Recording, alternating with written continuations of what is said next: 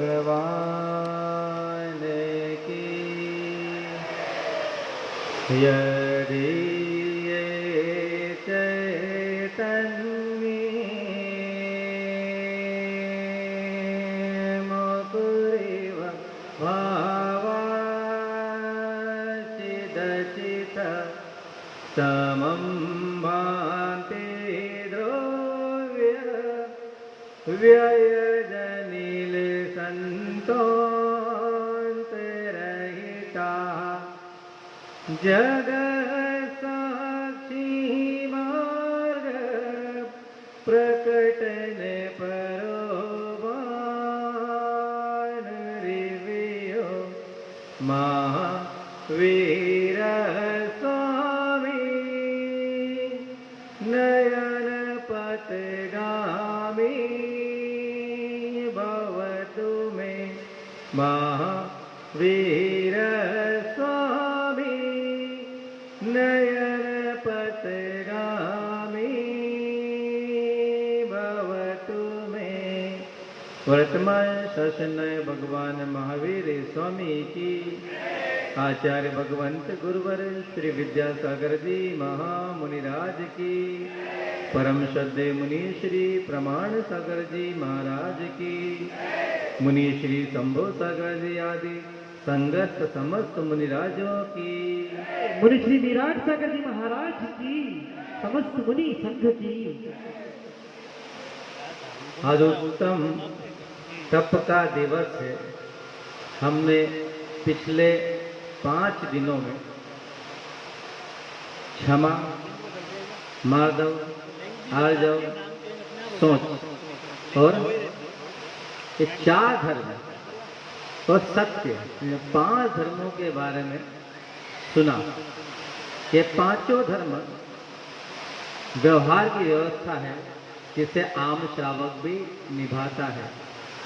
अब बचे बाकी के 5 धर्म। कल से व्यवहार जगत से आगे बढ़ के अध्यात्म जगत में कैसे जाना है या अपने जीवन में अध्यात्म को कैसे लाना है, तो संयम को आदि लेकर ब्रह्मचर्य धर्म तक अध्यात्म की व्यवस्था या धर्म को अपने जीवन में कैसे प्रवेश करवाना है, इस पर व्याख्या शुरू हुई।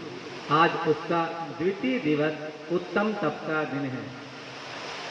हर धर्म में, चाहे वो जैन धर्म हो, बुद्ध धर्म हो, हिंदू धर्म हो, क्रिश्चियन धर्म हो या मुस्लिम धर्म हो, हर धर्म में अपने अपने हिसाब से तप की व्याख्या की गई है। जो उस तप को तपता है उसे लोग तपस्वी या सन्यासी कहते हैं। उदाहरण के लिए अगर हम लें तो हम जिन धर्म को मानने वाले लोग हैं तो दिगंबर हमारी परंपरा है। हमसे कोई पूछे कि आपके धर्म में तप कौन करता है, तो आप क्या कहेंगे? जो हमारे दिगंबर आमनाय के अनुसार तप करते हैं, हम उन्हें श्रमण कहते हैं या साधु कहते हैं।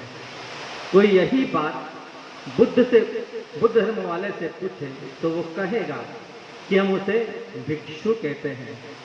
कोई यही बात हिंदू से पूछे तो कहेगा हम उसे सन्यासी कहते हैं। कोई यही बात किसी क्रिश्चियन से पूछे तो कहेगा हम उसे पोप या फादर कहते हैं। या यही बात कोई मुस्लिम से पूछे तो वो कहेगा हम उसे पैगंबर या फकीर कहते हैं। हर धर्म में तप की अपनी महत्ता है, क्योंकि जैन धर्म तप प्रधान है। आप मुनियों को या आर्यिकाओं को नमोस्तु या वंदामि कहते हैं।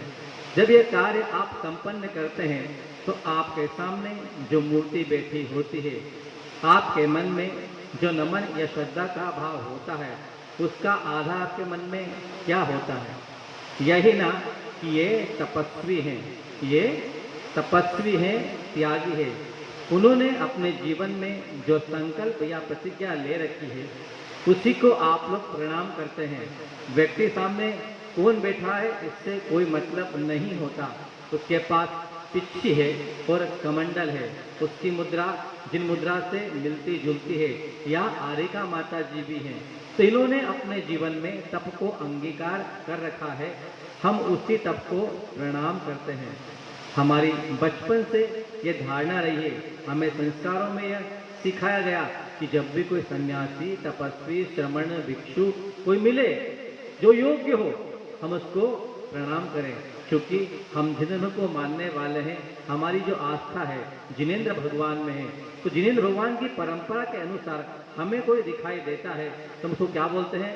नमोस्तु। कैसे बोलते हैं? नमोस्तु। हमारी आस्था उनके तप के साथ जुड़ी हुई है। अब तप होता कैसे है, वो कैसे किया जाता है?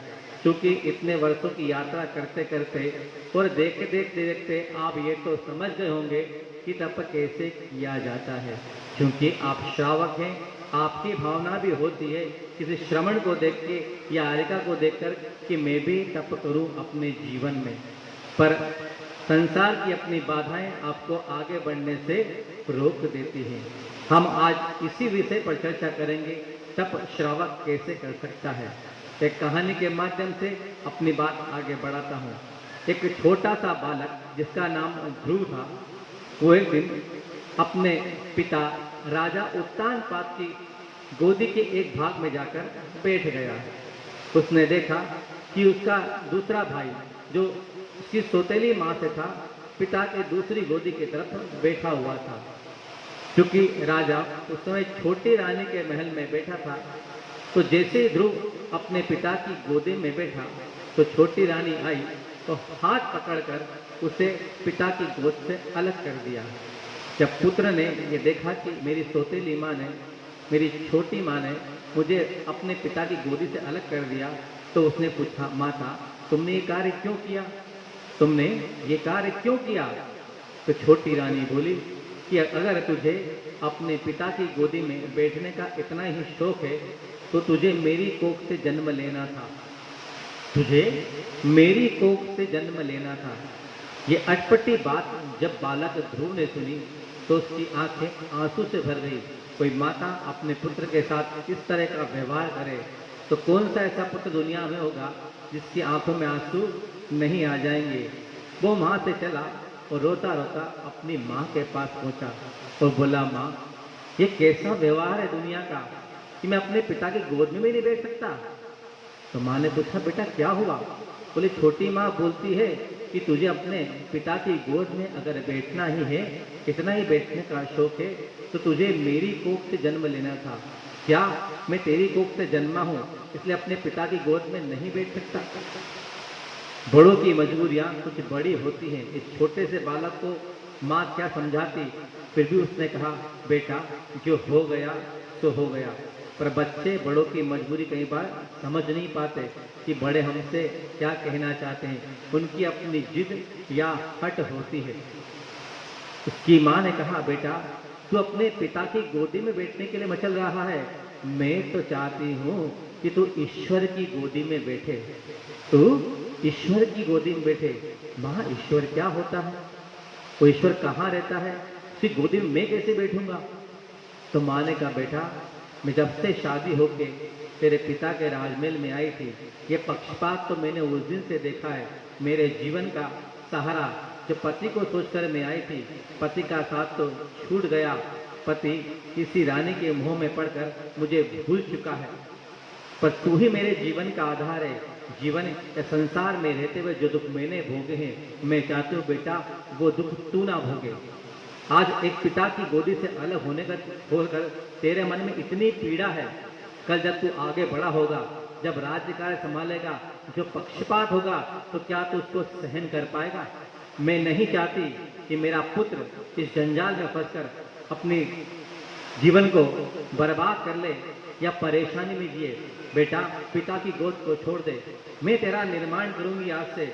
और मेरा संकल्प है, जिस दिन तू पैदा हुआ था उपेक्षित जीवन जीते जीते मैं थक गई थी। मैंने सोचा था अगर मेरा पुत्र पैदा होगा तो मुझे तप के मार्ग पर आगे बढ़ाऊंगी, उसे तपस्वी बनाऊंगी। बेटा तेरा जन्म तो तप के लिए ही हुआ है। माँ मैं तप कैसे करूंगा? मैं तो बहुत छोटा हूँ। बेटा अगर संकल्प शक्ति बड़ी हो, प्रतिज्ञा बड़ी हो, तो बड़े से बड़ा तप भी छोटा सा हो जाता है।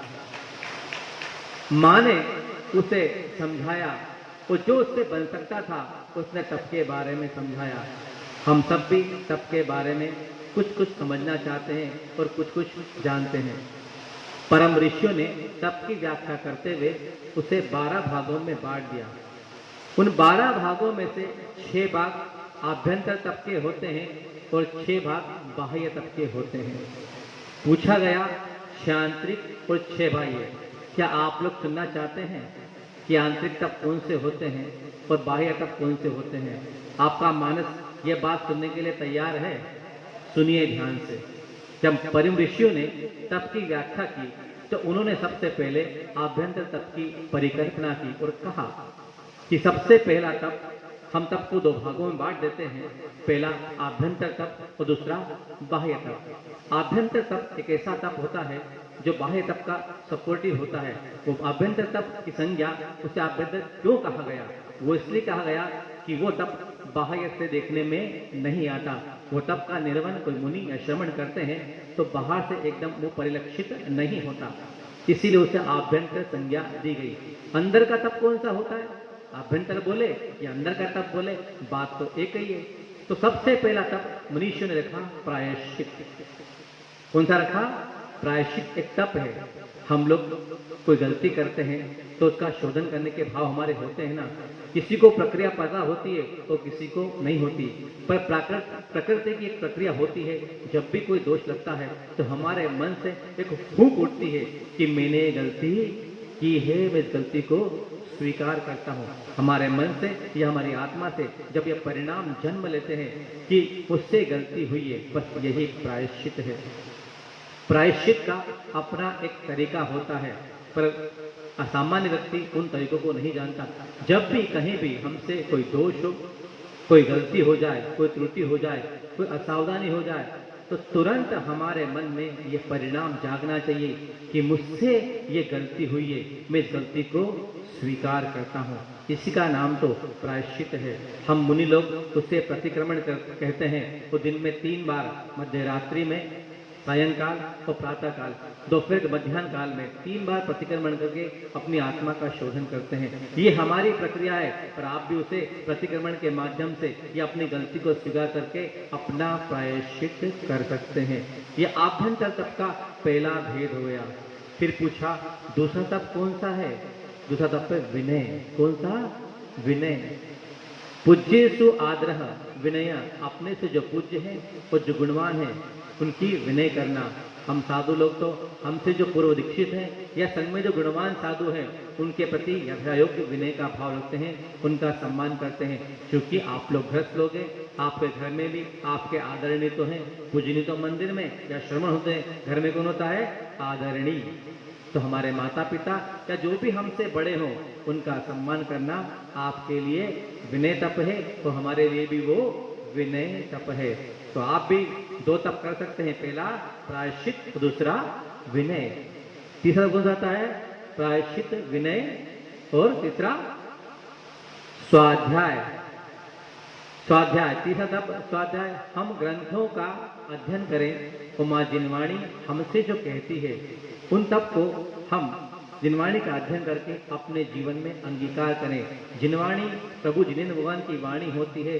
तो स्वाध्याय मतलब अपनी आत्मा का अध्ययन करना, या जो हमारी आत्मा के लिए हितकारी हो उसका अध्ययन करना स्वाध्याय कहलाता है। आप लोगों ने देखा होगा कि मुनिराज अक्सर जब भी जाते हैं आप लोग कुछ पढ़ते हुए मिलते हैं, कुछ ना कुछ पढ़ते रहते हैं। तो वह लोग अपनी आत्मा की साधना करने के लिए या अपनी आत्मा के विकास के लिए जो जिनेन्द्र भगवान ने कहा है, जो शास्त्रों में लिखा है, उसको पढ़कर अपनी आत्मा का विकास करते चले जाते हैं। चौथे नंबर पर आता है वैयावृत्ति। कौन सा आता है? वैयावृत्ति।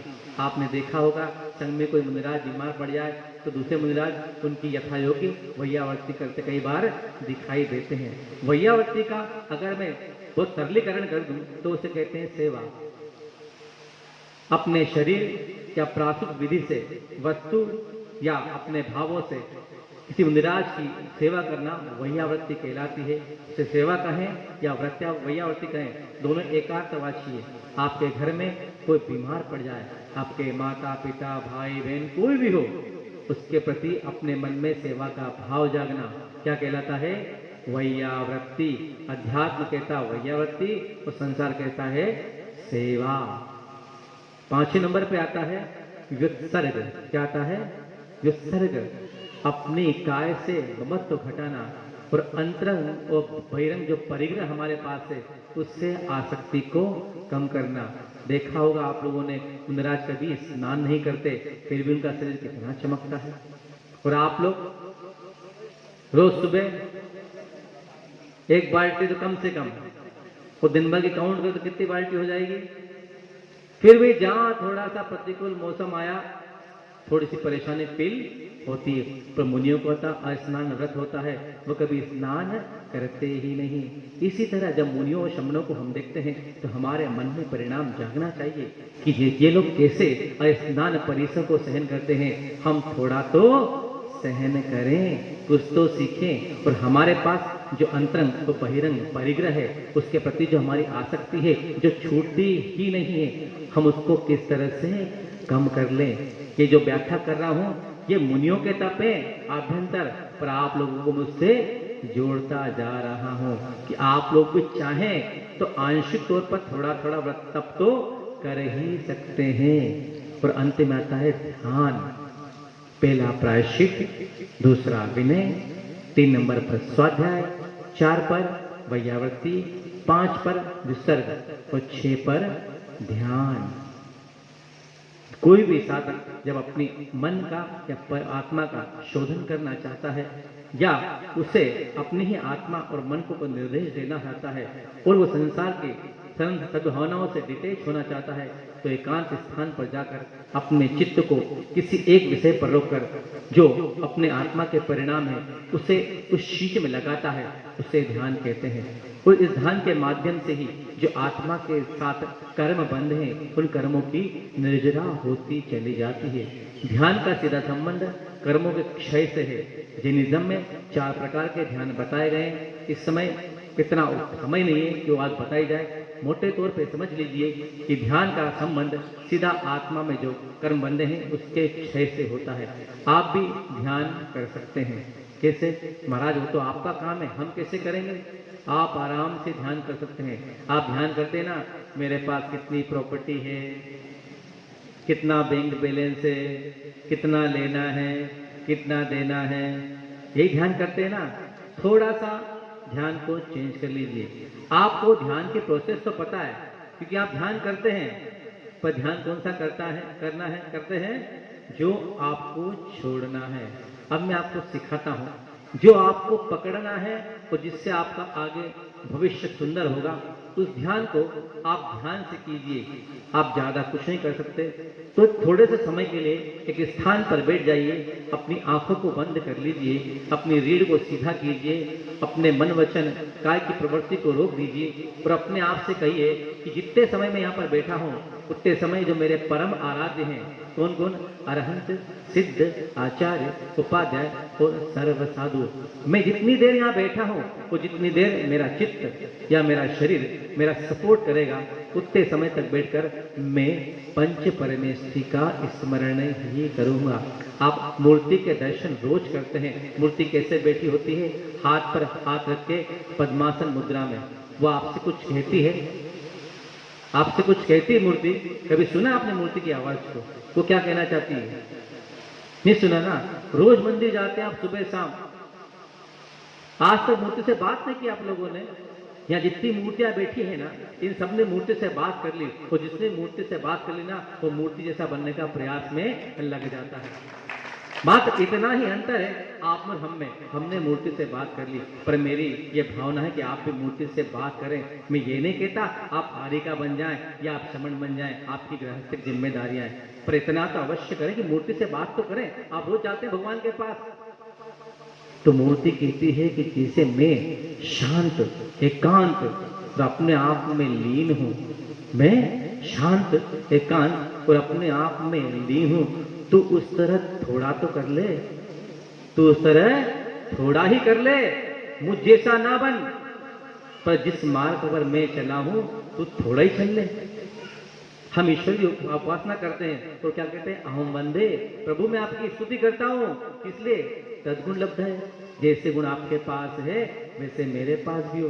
तो मंदिर से निकलने के बाद भी हमारे साथ ईश्वर होना चाहिए, और ईश्वर चाहिए तो आपको अपने जहन में या अपने ध्यान में ईश्वर को हमेशा रखना पड़ेगा।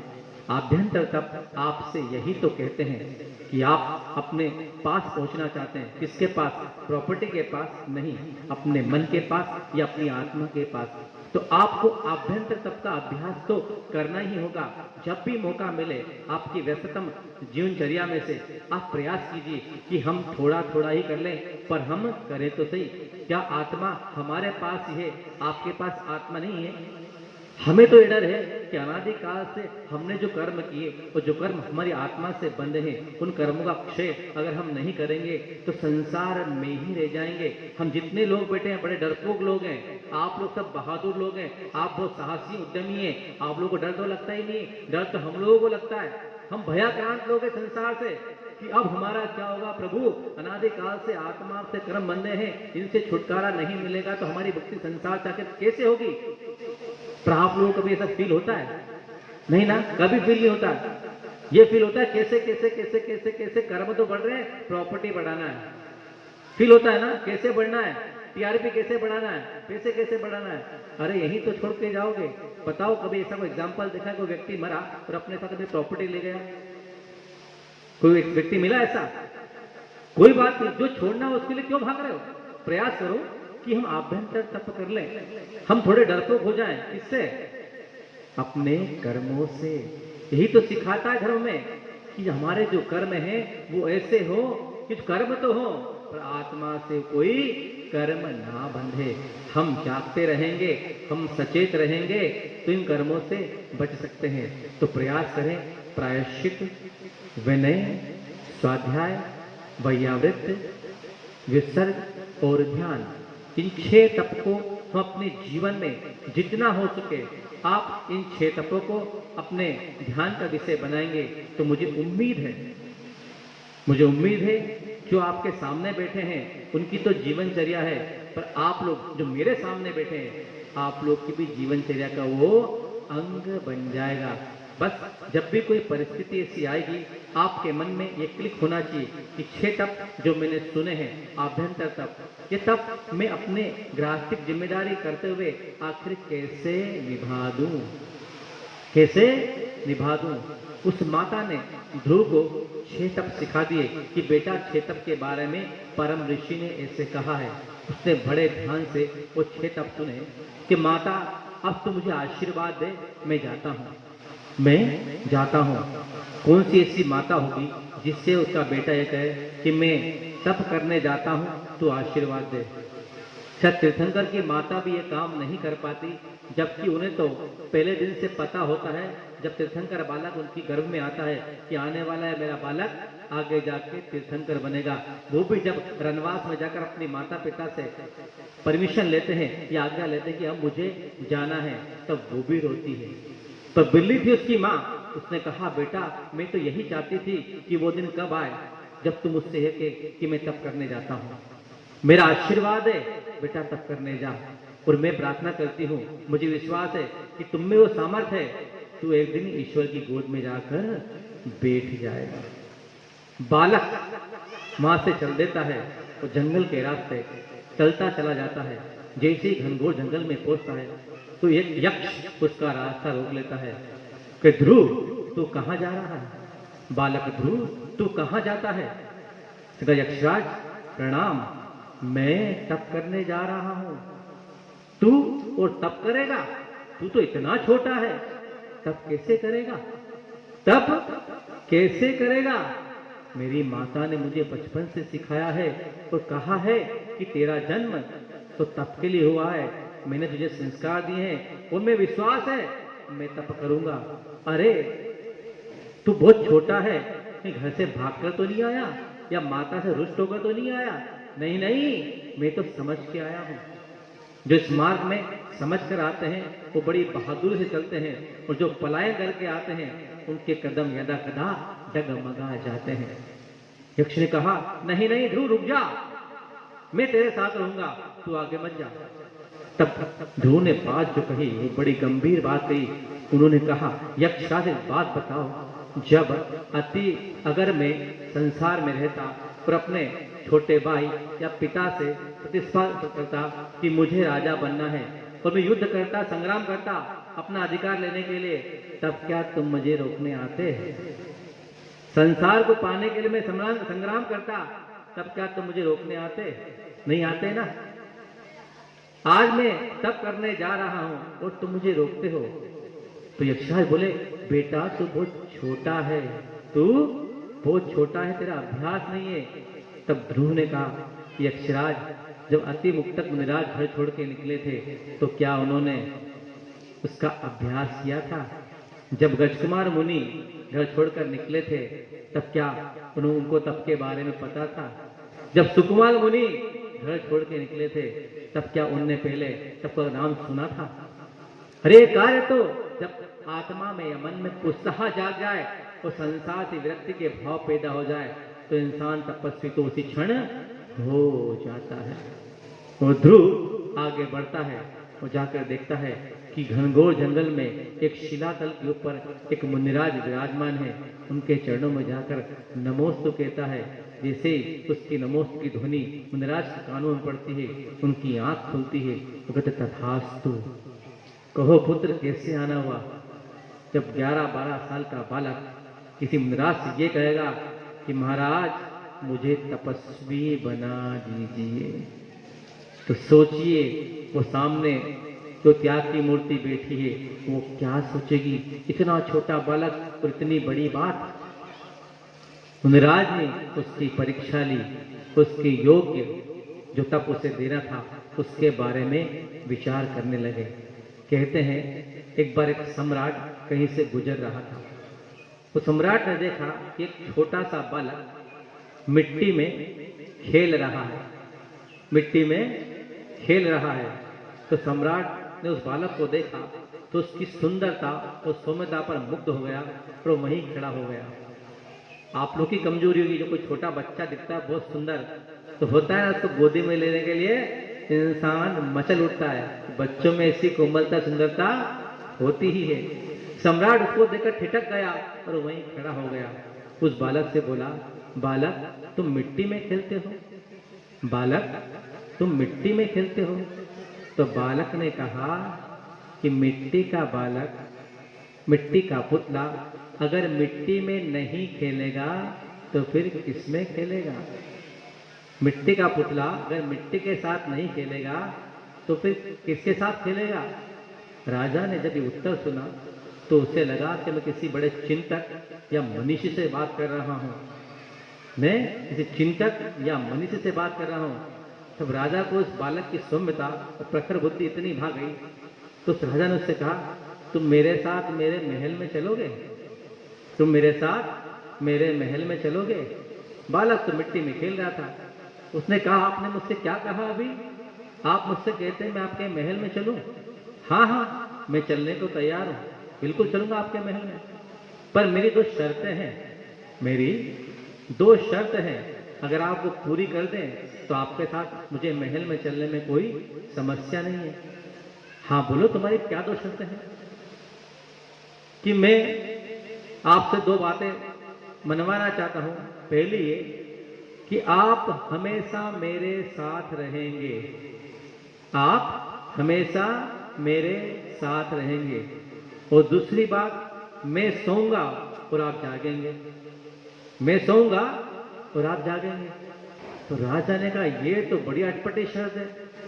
मैं राजा हूं, मुझे राजकाज की बहुत सारे काम संपन्न करने पड़ते हैं, मेरी अपनी व्यस्तता है। मैं तुम्हारे लिए प्रबंध तो कर सकता हूं कि तुम्हारे साथ कोई रहे, पर हमेशा मैं रहूं ये वचन मैं नहीं दे सकता। और रही बात तुम सो और मैं जागूं, तुम सो और मैं जागूं, ये भी संभव नहीं है। आखिर कितने दिन चलेगा ऐसा? तब छोटे से बालक ने कहा, आपको जब मेरी दोनों शर्तें मंजूर नहीं है तो मैं भी आपके महल में नहीं जा सकता। मैं क्यों जाऊं आपके महल में?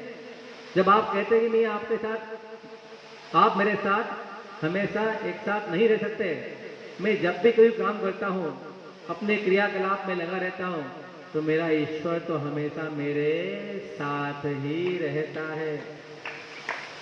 मैं सोता हूँ गहरी नींद में और मेरा ईश्वर हमेशा मेरे साथ रहता है। जब मेरा ईश्वर मेरे साथ है तो मैं आपके महल में क्यों जाऊं? तप का यही तो मजा है, ये आनंद है कि जो तप करता है उसके साथ ईश्वर हमेशा रहता है। और जो तप करने वाले कई मालूम निद्रा में लीन भी है तो ईश्वर का आशीर्वाद तो उस पर बरसता ही रहता है। जो ईश्वर का होता है, जो प्रभु का होता है या परमात्मा का होता है, क्या परमात्मा उसका कभी ख्याल नहीं रखते? जो उसकी बात मानता है, क्या परमात्मा उसका ख्याल नहीं रखेंगे? रखेंगे ना।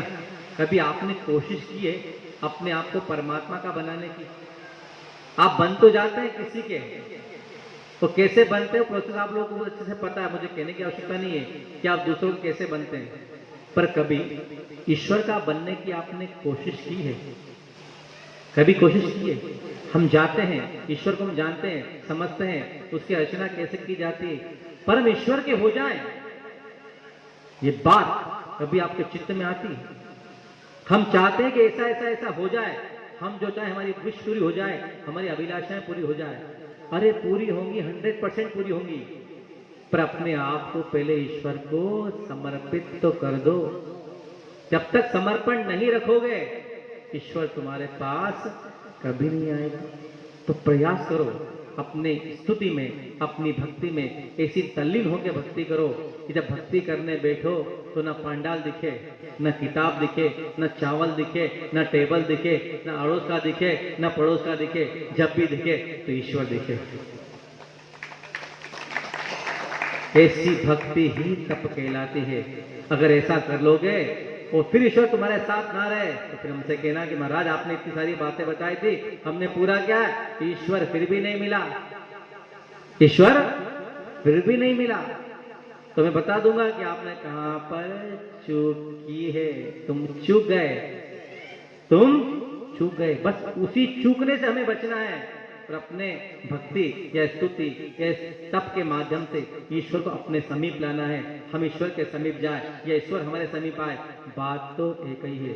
वो बालक ध्रुव मुनि मुद्रा को धारण करके तपस्या करने लगा। क्योंकि बालक का मन बहुत पवित्र होता है, उसकी माँ ने उसको बचपन से संस्कार ही दिए थे कि बेटा तप करना। वो दुनियादारी की बातें जानता ही नहीं था, न समझता था। आपके पास कोई दूसरा सब्जेक्ट ना हो, जो काम आपको करना है वही सब्जेक्ट आपके ब्रेन में हो, तो आपका काम कितनी जल्दी होता है। और आपके दिमाग में बहुत सारी बातें डाल दें तो बहुत सारा काम करना हो तो एक भी काम परफेक्ट तरीके से कभी होगा ही नहीं। क्योंकि उसकी माँ ने उसका निर्माण बचपन से तप करने के लिए किया था, तो उसके जहन में, उसके मस्तिष्क में, उसके चित्त में एक ही बात थी कि मुझे मेरी माँ ने जो सिखाया है उसे सार्थक करना है। क्या तुमने अपने पुत्र को भी सिखाया है? कभी अपने पुत्र को सिखाया है कि बेटा तप करना है? नहीं, बिल्कुल नहीं सिखाया। क्या सिखाया?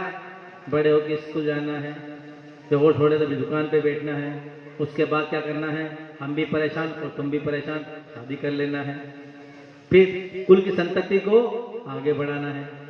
चाहते सब कुछ है पर देना कुछ भी नहीं चाहते। ऐसी कोई माता बेटी से अपने पुत्र से गलती से कभी कह दिया हो कि बेटा बड़ा होकर तपस्वी बनना?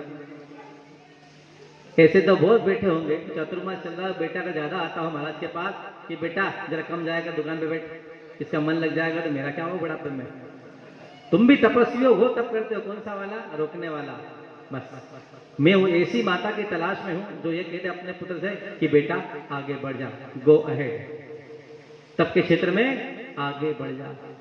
अरे बिरले होते हैं ऐसे माता पिता जो अपनी संतान से ये कहते बेटा आगे बढ़। बेटे को घर में रोक लोगे, उसका विवाह कर दोगे, कल मान लो वो अच्छी नहीं आई तो कितने परेशान होंगे। पहले खटते रहे जीवन भर, अब बुढ़ापे में ये आ गई और दुखी। और मान लो किसी का एक ही बेटा और तपस्वी बन जाए, मुनि बन जाए, आरिका बन जाए बेटी, तो कहीं जाए तपस्या साधना करने के लिए, चातुर्मास करे, विवाह करे, और आप लोग पूछे और पता लगे अच्छा अच्छा ये इनके माता पिता है, तो सच बताना, जब तुमसे कोई ये कहे कि ये आपके पुत्र हैं, ये आपके पुत्र थे जो मुनि बन गए, आरिका बन गई, तो सच बताना घर में रहने का सुख बड़ा था, ये सुख बड़ा है? ये सुख बड़ा है ना कि मेरा पुत्र मुनि है या मेरी बेटी हारिका है। जब कोई बात कहता है तो कैसी खुशी होती। उन माता पिता से पूछो कि त्याग करके उनका बेटा या बेटी जब तप कर रहे हैं, उनने त्याग किया, वो बेटा बेटी तपस्वी बन गए, उस त्याग की जो लहर आती है वो तुम्हारे गृहस्थी के लहर से तो अनंत गुणा सुख देने वाली है।